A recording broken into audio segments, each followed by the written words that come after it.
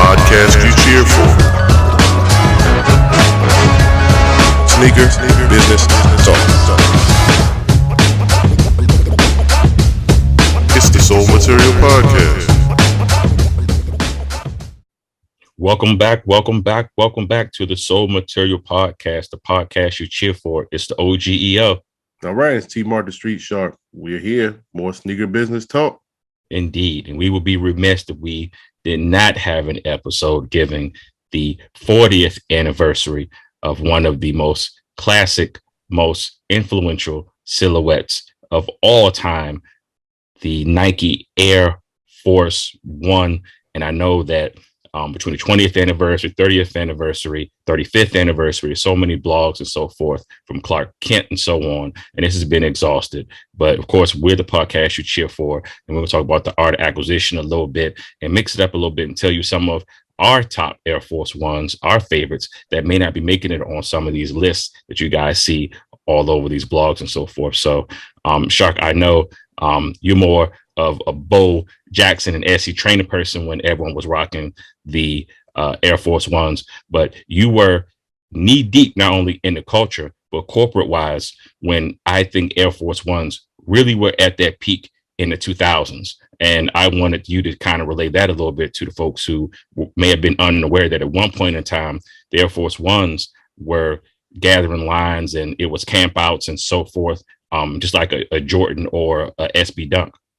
Yeah, I mean, it's such a staple. And then with our area, we're hometown, Washington, D.C., and then we got to show love to Baltimore when we're having this Air Force One conversation, because especially the city of Baltimore being one of the three cities that actually helped make the Air Force One become popular and keep it alive as one of the top selling shoes that was never marketed, and it became a first retro, urban classic to rock, a pair of Air Force Ones. So yes, there was a couple times there were some anniversaries, if you remember, because that's the we were trying to transfer some of that over to the NBA as well and make like the performance the performance version of an Air Force One. I'm glad they only tried to do that once because it didn't really work out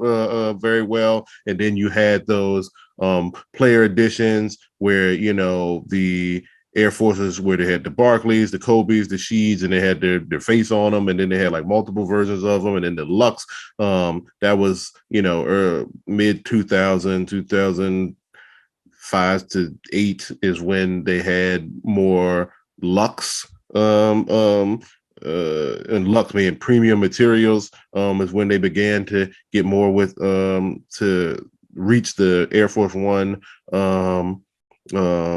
retail stores, where you could actually get them rather than it was some high price thing that aftermarket wasn't what it was today, but there was still a subculture just for the Air Force Ones. And then you just part of my brain when I'm thinking backwards, I just hear that just blazed, and then hear that the Air Force One anthem with Joel Santana. I remember the big build out that was done with the retailers that I was working for in downtown Locker Room. So if you caught some of the production that was going on at Mandawan, it was a concert inside of that literally that ball, with some of the featured NBA players with, specifically Joel Santana at that time. So just, that era, and then, the colorways, again, we can go in so many different directions, but like the Air Force was a canvas for customizations, right? Oh. So, for all of you out there, we can't have this conversation without talking about remix the kicks. Where they were some of the first ones to, paint that toe box panel on their own before the retailers do it. And then, of course, Nike saw that was popular, and then they started doing colorways like that. But they kind of explored adding colors to the the panels that weren't being colored on the Air Force One, and then those got popular. During my like high school times, again, I rocked more stuff just because, again, that was the Jewel Air Force One era, was that late 90s going into 2000.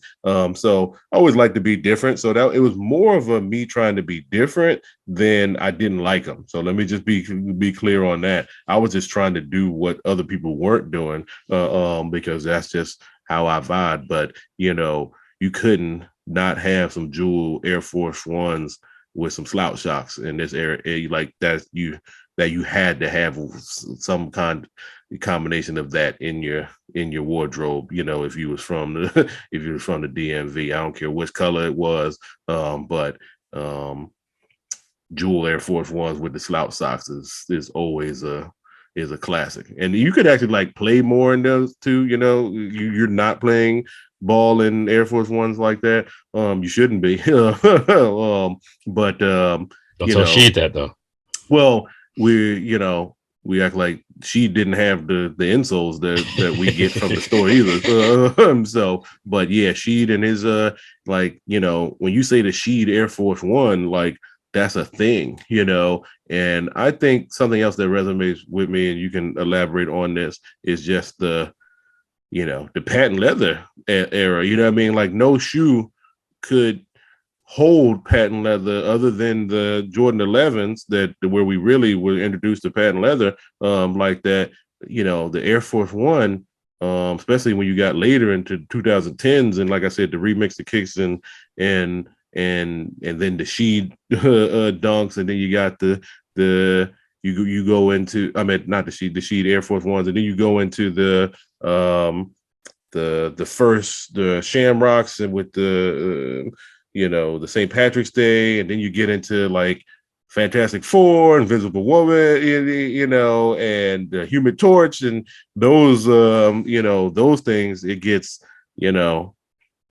you miss those times a little bit. I think that they were underappreciated because it felt like it just happened so quick. Because once people gravitated towards the patent leather, like it was on every Air Force One. All the Easters, the first version of the Easters, all of those was all patent leather. What I'm saying? Thanks, Bait, for that too, because again, it's funny how the game got switched because it was Bait that really influenced that. And like you said, oh, we'll take this back and we're going to do this and we're going to overdo it almost. So even they had even GRs. Remember the watermelons, and it was so many other ones that that the hood just made names for, that would sit at a downtown locker room or a shoe city, and they were all at that time $75. And even the first Easters, those retail. You look at the shoebox, if you have one that still has the sticker on it, they were $69.99, or it may say $75. That was it. And I remember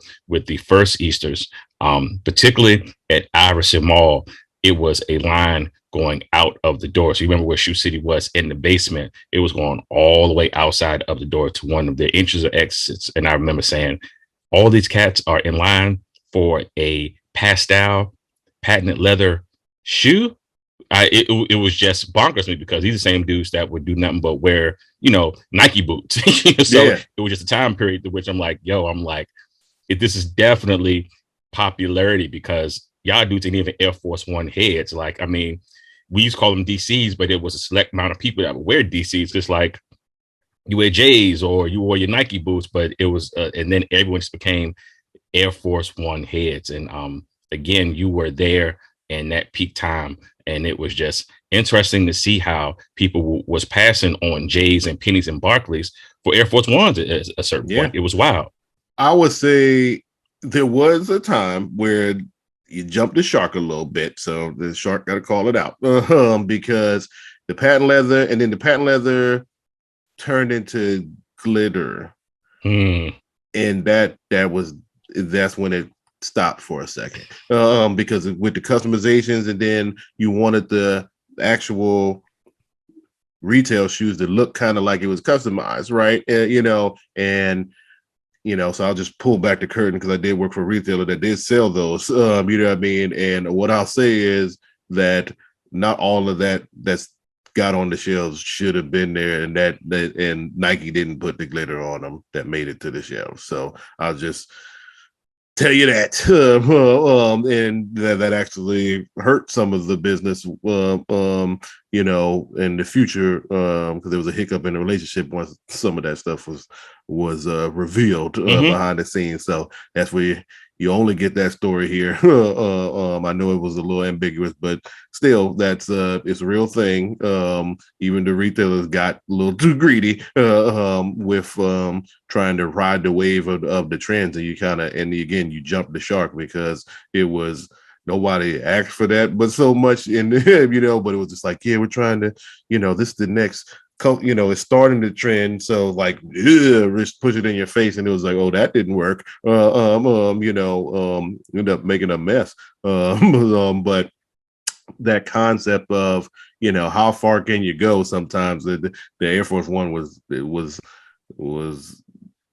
it wasn't excluded from that same, we're going to push this until we can squeeze every last drop out of how many different ways people can like this. And it had to go away for a little bit, and then it did come back. I'm glad that it did. I know, again, there's others that, just will reference some of the trade and courtrooms things that were going on in previous episodes where we talked about what that trade dress looks like and how you got copied over. But then there's others, because I mentioned like John Geiger, like he was, kind of did his own thing where he was working with Nike, and then he made his own customizations off on the side, like the misplaced checks. And then all of a sudden now the Nike starts seeing that looks popular and people like it. And then they kind of bite it a little bit, and then now you see checks in different places on your Air Force Ones, and you see them doubled up a little bit,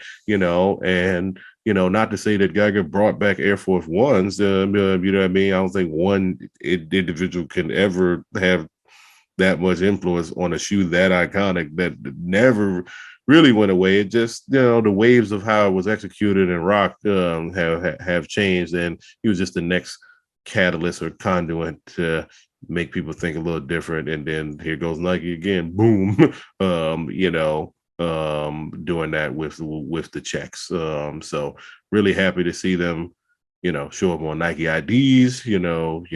Thanks for everyone following the podcast, because you got to see in our first year, a special project that we did with our own Soul Material, Air Force One. And yes, it was influenced by everything we're talking about. Indeed. With the Sheed Air Force Ones. For those that follow us on social media, check out Soul Material, at Soul Material on Instagram. We have a whole Instagram episode where we peel back all the layers and explain to you, our Soul Materials signature move on how we layer some of the materials and what, the colors. Because again, just like that episode that we talked about, we gotta work in the gum soles into this conversation, because that's just a whole nother element. There's no other shoe that executes gum soles like an Air Force One. Because as soon as you put the gum sole on it, now all of a sudden you got like business casual over here. What's going on? You know what I mean? I can rock some khakis, I can rock some casual, depending on where I'm going, and just a little more style. You got the all whites, but the all whites with the gum. The black, you might be ready to fight somebody, but if they black with the gums, you might be, just an aggressive businessman or something. You know what I'm saying? So tell them, about some of the gum soles too, OG. Man. Just this again, we talked about this when we were in the thick of designing our shoe. Was that the one thing that we knew that it was no debate at all? We both said, yo, gum sole is it. Like, yeah, it was a no-brainer. There was no debate. It was just like, oh yeah, we're doing it. And it was just like, yeah, we are. I'm not on to the next element. You know what I'm saying? I think that was unanimous, just because of that classic nature. It makes it a little more wearable too. You know what I mean? Because with the white on white, I don't care if you can't see the sole, but so much like it does get dirty, and then it's just when you fly like that, sometimes it's just like, what, They not. I know they're not fresh because I know I've wrong. You may not appreciate it, you know what I mean. But with the gums, it just again, it just lasts. It just keeps to the cleanness look lasting a little bit longer. And just that, just the way it sits. Definitely. So And again, that off, all white, you recently Drake, and it's knocked the brand. They, have the, was it Love Me Forever or whatever it is that they have their own version of it. All the way back to, I think they're just in line with, like the Rockefeller Air Force Ones or the Terror Squad ones. You know what I mean? Because again, crossing over into pop culture. And there you there's go. actually one more that I want to talk about. It's the a myth, but it made it into pop culture, and it was just a staple. And I just want I'd be remiss if I didn't mention the Fukijama Air Force Ones from as seen in the HBO series Entourage. Like Fukijama, like he was like a fictitious artist or whatever, but it was art imitating life, and you had the character Turtle literally going to undefeated, standing in line, and then going. The whole episode was just half an adventure to get these shoes. And rest in peace DJ AM, because he was like he bought the last pair. So then it turned into this whole other thing of what he has to do to pay extra or do a favor for somebody to get those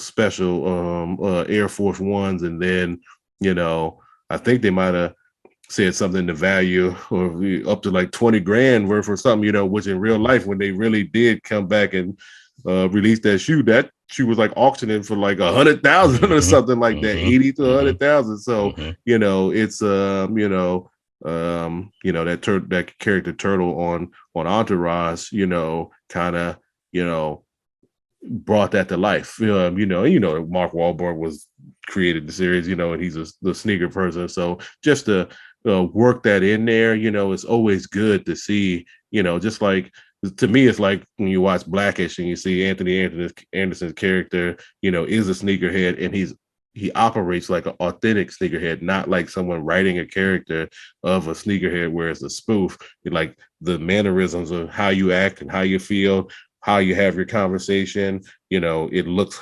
just like they did I'm just saying they did a good job of that. So when you're of that and then you see it on the screen, it like takes your whole, nostalgia and personalization of like, that's me, or that could be me and my crew. Like we do stuff like that. And also it messes you up or makes you mad when it's not done correctly. So no harm to all the accolades that about elementary got, but one thing they did miss on was how they presented sneaker culture and sneaker heads and hype beasts in their first season. So I was not pleased with that at all, given how it's been done so well in the past, particularly with Entourage and so forth. So just want to put that out unfortunately, there. Abbott Elementary, where they had the whatever the foot where they were stomping on the desk or whatever, and then how they tracked the souls back to, and then the character and how he met his partner at a sneaker release, and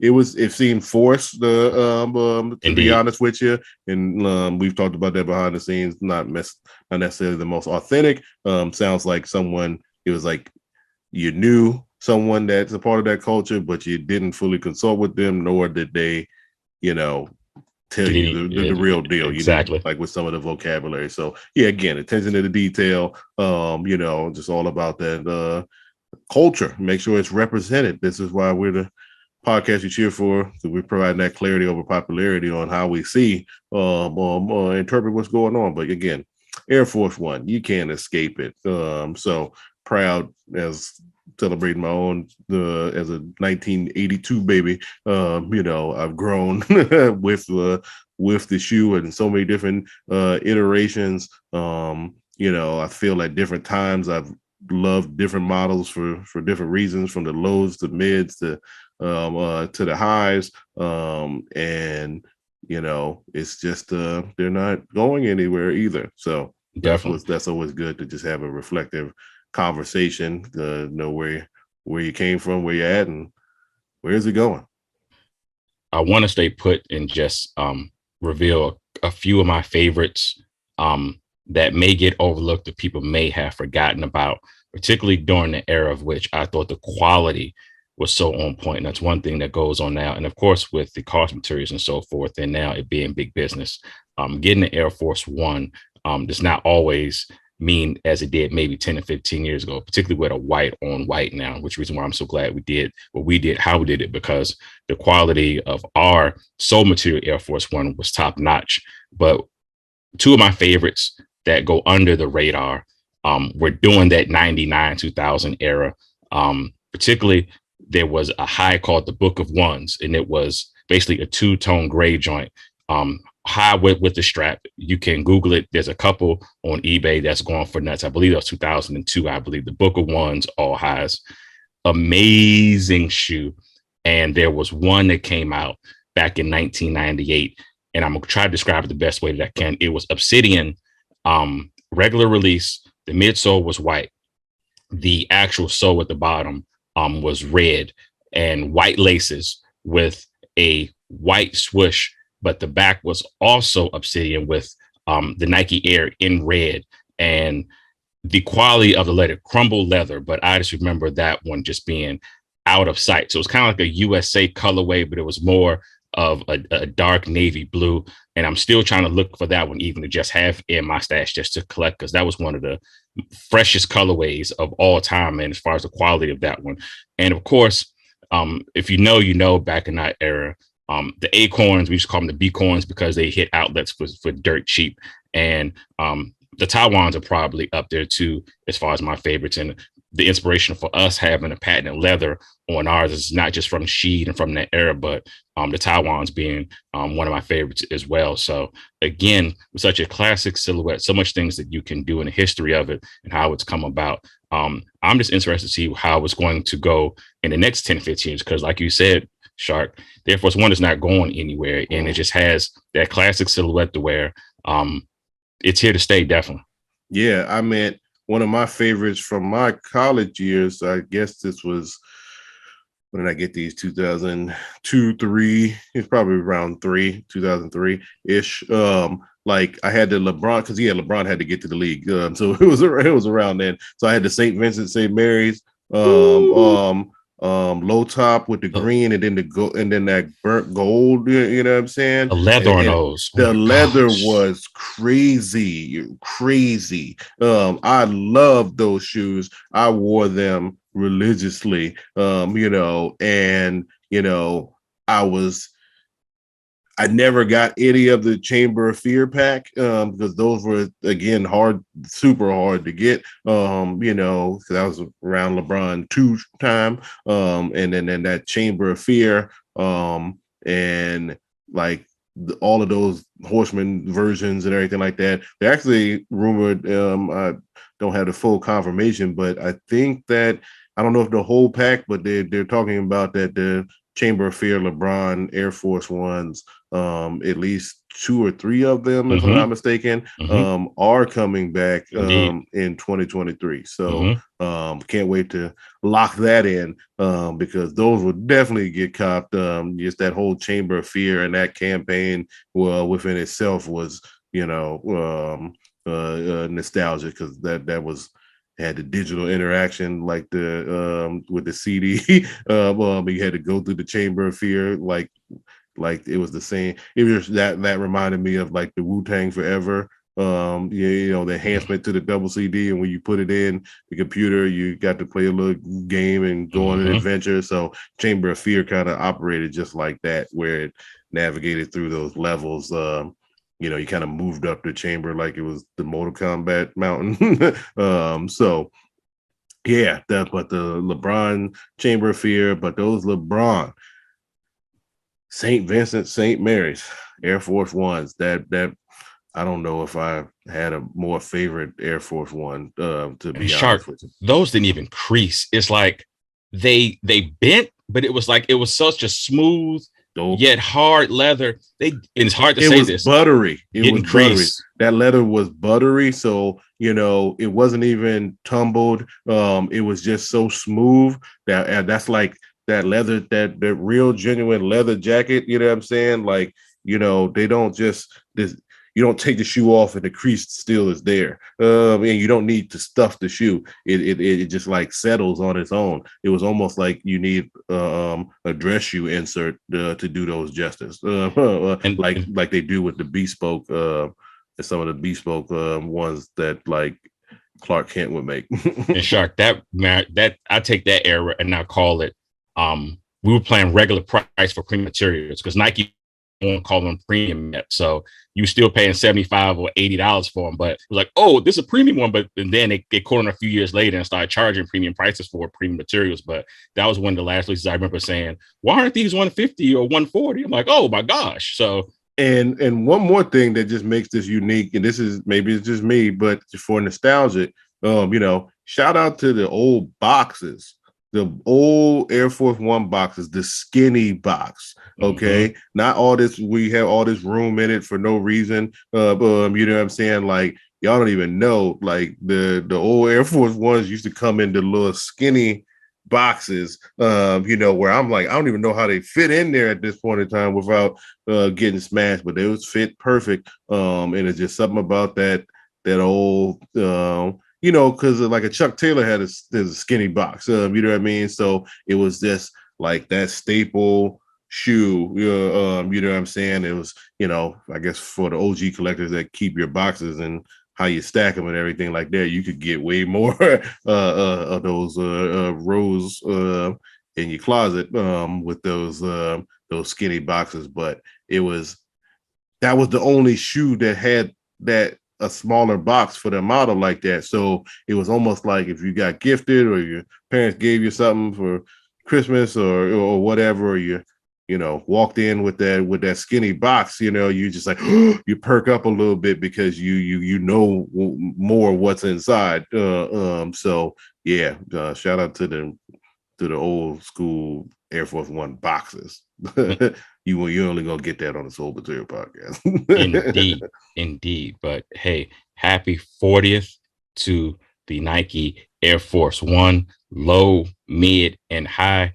No matter how you rock or what you rock, it's hard to deny just just that classic silhouette, man. And no matter what color, what material, it is just a dope shoe all the way around. I say it's patient zero for viralness. It's the probably the highest grossing footwear model with virtually no advertising dollars spent. Marketing, commercials, nothing. That meant that it was organic. The streets loved it. They took to it, and that was the beginning of the end of the word of mouth. You know what I mean? Because you really had to know. And that was peak. Where'd you get those? Era, like y'all, people don't even have those conversations no more. Where'd you get those? And there's a high probability that there was some Air Force Ones on someone's feet when that conversation started. Where'd you get those? Indeed. So there you go. Happy 40th to the Air Force One. Yes, sir. On the Soul Material crew. Until next time, it's the OGEO. All right, T Mark the Street Shark signing off. Peace to you.